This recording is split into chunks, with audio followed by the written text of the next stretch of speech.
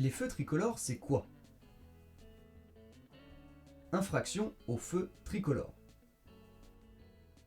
Les différents types de feux tricolores. La durée des feux. Le franchissement d'un feu tricolore. Ligne d'effet d'un feu tricolore. Les feux sélectifs. Feu rouge avec une flèche clignotante.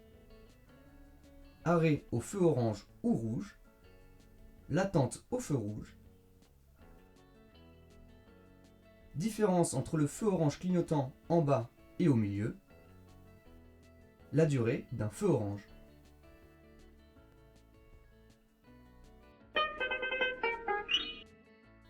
Les feux tricolores servent à réguler la circulation au niveau des intersections. Ils autorisent ou non les véhicules à franchir l'intersection en fonction de la couleur du feu. Une infraction au feu tricolore, ce qu'on appelle communément griller un feu, peut être lourde de conséquences.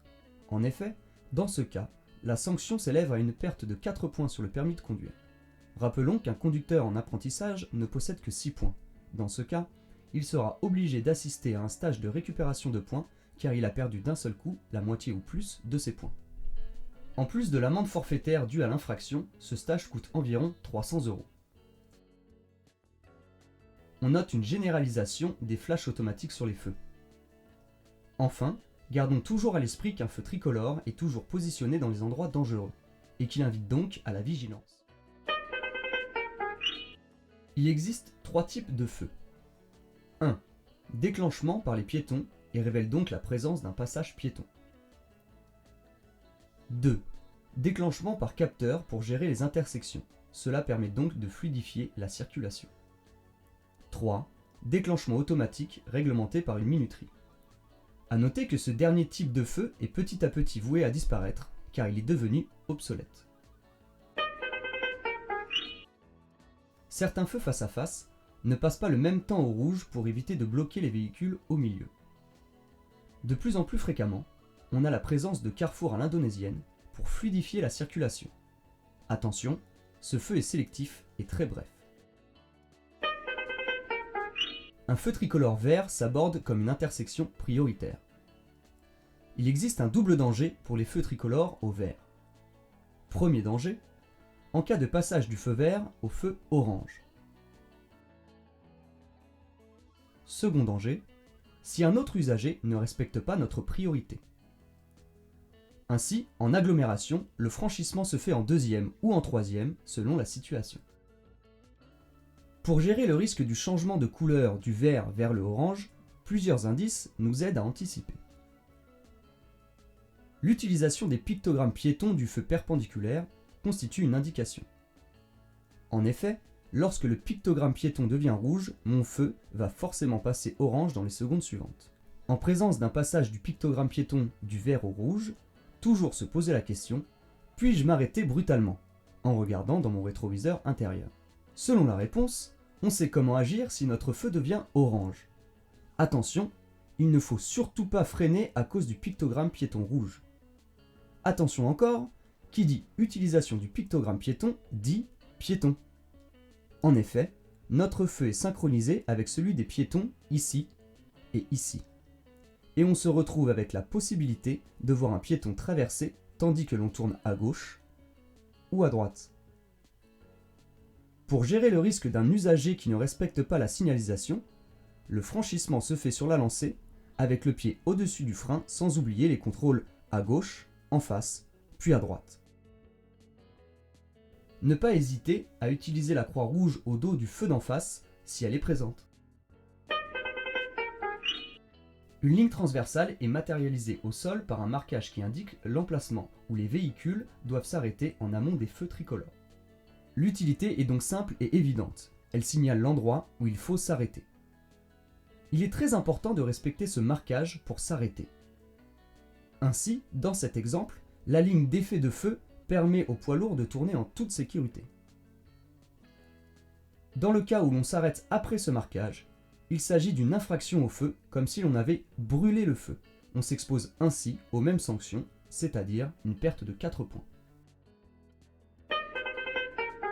Il s'agit d'un feu ayant un symbole à la place du rond lumineux, comme une flèche, un pictogramme cycliste, etc. Ainsi, on ne tient compte que de la direction et du type d'usager concerné. Le passage est autorisé.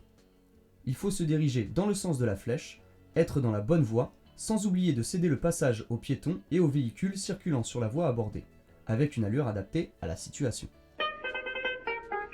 S'arrêter au feu rouge ne se fait pas au hasard, et chaque situation présente sa particularité.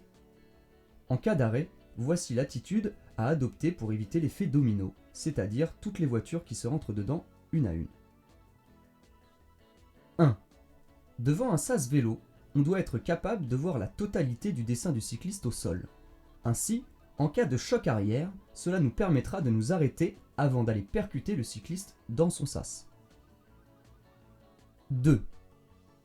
Devant un passage piéton, on doit être capable de voir la totalité de la profondeur du passage piéton au sol. Ainsi, en cas de choc arrière, cela nous permettra de nous arrêter avant d'aller percuter le piéton sur son passage piéton. La seule exception est celle-ci. En présence d'un panneau qui nous demande d'aller jusqu'au feu, on respectera cette consigne pour s'arrêter, car il s'agit d'un feu régi par détection radar. 3. Derrière un véhicule, on doit être capable de voir entièrement les pneumatiques arrière du véhicule qui nous précède. Lors d'un arrêt au feu rouge, il faut se mettre au point mort. En effet, cela permet de gérer deux facteurs. 1. Le facteur humain. La crispation des muscles qui nous fait risquer de caler au démarrage. 2. Le facteur mécanique. L'usure prématurée de la butée d'embrayage qui lutte contre des ressorts si l'on reste appuyé sur la pédale. On profite du temps d'arrêt au feu pour effectuer une prise d'information sur notre environnement à 360 degrés. Cette prise d'information s'effectue d'une façon méthodique sur 4 éléments. 1. Il faut localiser tous les piétons et en priorité les enfants, les personnes âgées et les personnes au téléphone. En effet, ces types de piétons sont plus susceptibles d'adopter un comportement irrationnel, voire dangereux.